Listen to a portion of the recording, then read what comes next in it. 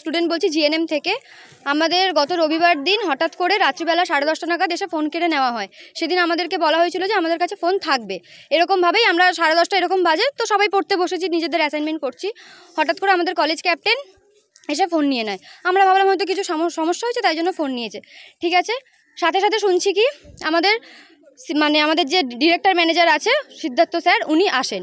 এসে খুব একদম ড্রাঙ্ক অবস্থায়, নিজের পায়ে তো দাঁড়াতেই পারছেন না, সেইভাবে এসে এখানে ঝামেলা করেন।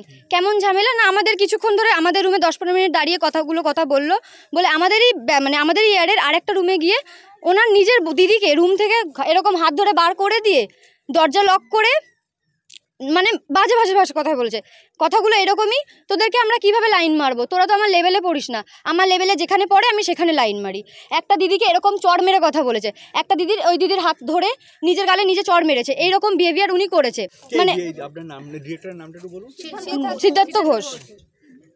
সব কিছু হওয়ার পর উনি আবার আমাদের রুমে এসে এবার আমরা তো ততক্ষণে বুঝে গেছি যে উনি টোটালি ড্রাঙ্ক হয়ে রয়েছে, আমাদের সাথে মিসবিহেভ করছে।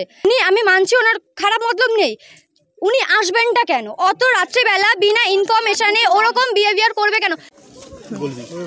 মারাত্মক অভিযোগ আপনাদের এই ক্যাম্পাসের বিরুদ্ধে, ম্যানেজমেন্টের বিরুদ্ধে। এতজন মেয়ে একই কথা বলছে। প্রথম যে পার্টি হয়, যে ডিরেক্টর মদ্যপ অবস্থায় এসে মেয়েদের সঙ্গে শ্লীলতাহানি করার চেষ্টা করে। আচ্ছা, তারপরে লেডিস বাথরুমের সামনে সিসিটিভি ক্যামেরা লাগানো হয়েছে। আচ্ছা, হ্যাঁ, তারপর সেটাকে আবার জুম করে দেখা হচ্ছে। কি বলবেন? তো ধরুন এইসব কথাবার্তার তো কোনো অ্যান্সার নেই, কারণ এরকম কোনো ঘটনা ঘটেছে বলে আমার তো জানা নেই। কিন্তু ব্যাপারটা হচ্ছে হাত জোড় করে কাঁদার সময় তো মনে তারা কোনো জায়গায় কেউ, আর প্রথমে ব্যাপারটা হচ্ছে এরম কোনো ঘটনা এতদিনের ইনস্টিটিউশনে হয়নি। এখানে জুম করে দেখে এরম বলে কেউ হয় না, এটা প্রতিদিন অনেক দিনকার প্রতিষ্ঠান, আমাদের অনেক কষ্টের করা এই কলেজ।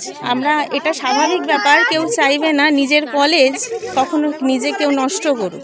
এতগুলো মেয়ে ম্যাডাম সবাই মিথ্যে কথা বলছে। দেখুন এতগুলো মেয়ে, আর আমাদেরও কথাও তো আপনাদের শুনতে হবে। অবশ্যই, আমি সেজন্য তাহলে আমাদেরটাও পুরোটা শুনে আপনারা বিচার করুন।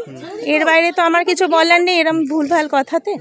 তো আমাদের কথাটা পুরোটা শুনেও বিচার করুন। আমি ওপরে যাব, ওপরে এসছেন অনেকে, আপনারা যদি যেতে চান যেতে পারেন।